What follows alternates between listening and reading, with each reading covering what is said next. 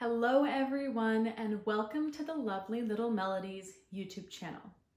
If you are new here, welcome, or if you're returning, welcome back. My name is Jessica. I'm a board certified music therapist and the founder, owner, and director of Lovely Little Melodies. In today's video, we will be talking about how you can plan curriculum for 4 age groups within your school using one song. So let's get into how I structure curriculum when I am writing it. So the first thing that I do is I choose the song topic if I am writing a new song. So we are going to stick with the theme of I'm a Little Fishy. All of our YouTube videos this week have revolved around that song. So it's the tune of I'm a Little Teapot. I'm a little fishy swimming in the pond, moving my fins as I swim along. I'm swimming here and I'm swimming there, swimming, swimming everywhere. So you would choose the song topic, and then from there you would write the song and write the lyrics. Or if it is already written, then you would skip step 1 and step 2, which is to choose the song topic and write the lyrics. For step 3, what I like to do when I am writing interventions for different age groups is I do like to have a reference of the current developmental goals just pulled up on my laptop or on my iPad for reference. So I look at those goals and it's just nice to have them nearby. It's also great if you are new to planning curriculum to have those pulled up. So I personally recommend for step 3 to have everything ready to go. For step 4, I identify the goals that I'm working on for each age group. So when we are thinking about planning an intervention, we want to ensure that it's appropriate for the age group that you are working with. So in terms of planning for infants, you would want to structure it around a goal that's appropriate for the infants in your classroom. Now, a lot of infant rooms are 3 months to 15 months. That's a wide age gap, but maybe you have infants in your room that are 3 months to, and your oldest is 8 months. Then you can plan appropriately for goals around 3 months to 8 months or milestones around there. Versus preschool. Preschool, you'd want to look at the goals that are appropriate for preschoolers. So you always are centering it around the milestones and goals that children are supposed to be meeting at that age. For step 5, what I do is I think of possible ways that I could do an activity to meet that goal, and I think of different ways to do it based off of how I've already done it. So let's say you are working with preschoolers and you are working on the goal domain of a social emotional goal, and you are working on students will make choices with peers in a small group activity. That's your goal. Students will display choice-making skills by collaborating with peers during a small group activity. That's your goal. And then the goal domain is social emotional. So from there, taking that song, I'm a little fishy swimming in the pond, I think of some ways that I've already allowed for choice making within songs that are similar. Other times I've done social emotional groups. So I'm a little fishy swimming in the pond, moving my fins as I swim along, swimming here and swimming there, swimming, swimming everywhere. In my head, I'm thinking, okay, it's an ocean. And I know kids love when you have a scarf or a parachute and you put things in the middle of the ocean.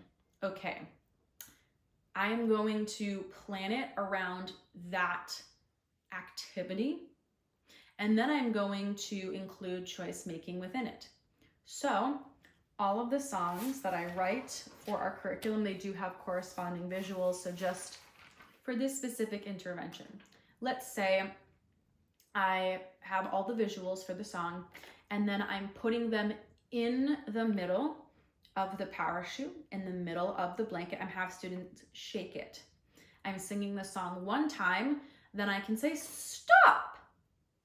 Should we shake it side to side, or should we shake it really, really, really fast? Then students can make choices within the group and collaborate that way. So that's one way that I could work on active choice making with preschoolers during that song. Another way that I could work on another way that I could work on active choice making within the song would be to ask which color fishy we should throw in the water. So we sing the song, I'm a little fishy swimming in the pond, moving my fins as I swim along.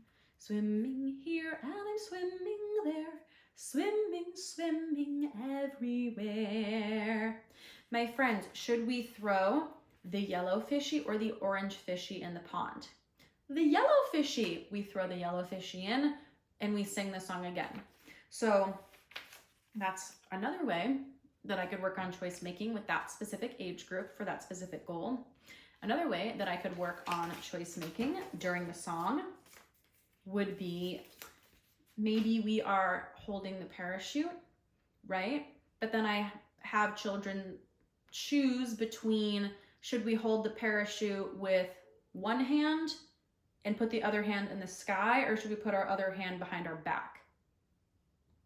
So notice now, step 5, we've thought of some possible ways that you could work on that activity or that intervention, making choices within a small group for preschoolers. You have brainstormed different ways on how you could facilitate that goal within circle time. Step 6 would be to try it out with your students. So can you do that and see which way works best? Or maybe just go with your intuition and try out the first activity that comes to mind from the ones you've brainstormed. So step 6 is to try it out with your students and then refine it.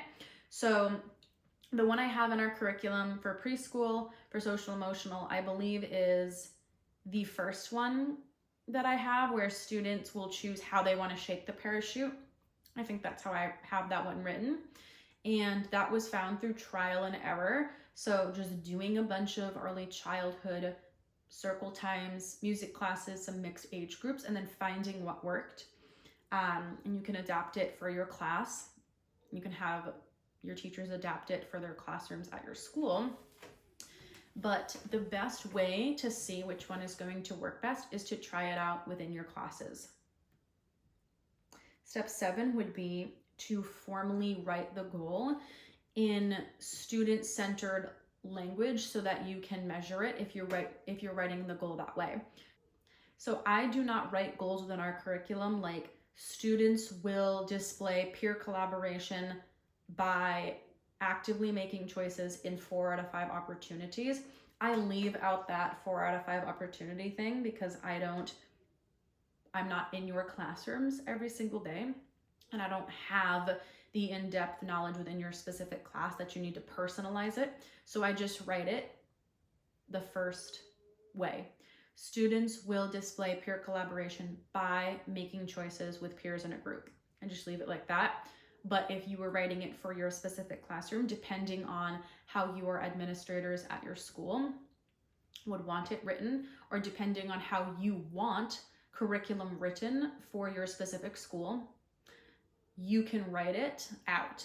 And I would write it formally out. And then you would detail the interventions, detail every single step you take, make it as detailed as possible. make it as vivid as possible. When you are designing curriculum, someone should be able to read your curriculum and see it in their head exactly what it is you are saying for the intervention. So as I have revised our Volume 1 songbook, and then I've written our Volume 2 songbooks, that's something I really honed in on and focused on, was making the directions and the steps as clear as possible. Because when you are referencing this next year, or you're referencing this in a few years, or maybe you're training new teachers with this curriculum, you want to ensure that the steps are written out and they're very, very clear to understand.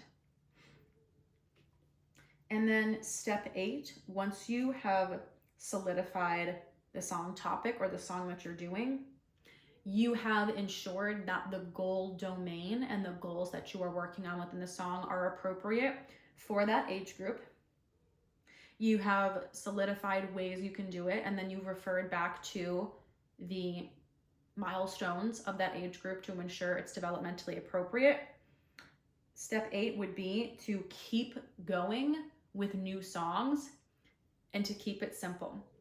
So let's say you're working on a new song. The next month, you're working with preschoolers. You're working on developing the same skill or fostering that skill. You could repeat the intervention doing something similar. So when I'm working and I'm doing curriculum development, a lot of the interventions within our curriculum are similar in structure, because that's building further generalization for those goals into the child's classroom environment. And then if you choose to share those with parents, those interventions, it's also fostering that into the home environment. So that is how you can take one song and you can write interventions for 4 different age groups across your school for early childhood. Thank you so very much for being here today. I would love to have you join our annual Access Library, which includes access to all Lovely Little Melodies resources.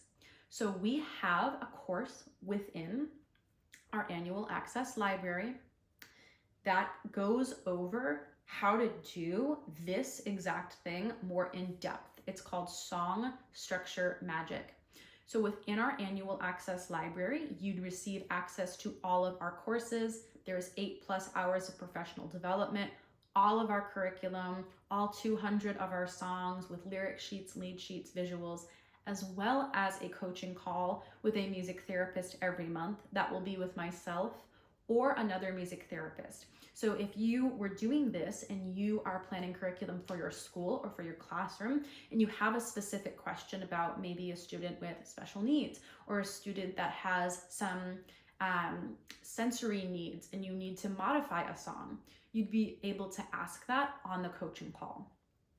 Our annual Access Library community is open from August 17th to August 31st, 2026. And then enrollment will only happen one time per year. So if you miss enrollment this year, you will have to wait until next year to join our community. I would love to have you and support you for back to school this year. So to ensure that you don't miss the enrollment period, you're welcome to sign up for our waitlist, which is found down below. Thank you so very much for watching and being here. Please make sure to like the video, share it, comment. Feel free to send it to anyone that you think would benefit. That's a wonderful way to keep our resources flowing. And then, as always, have a musical and magical day. I will see you next time.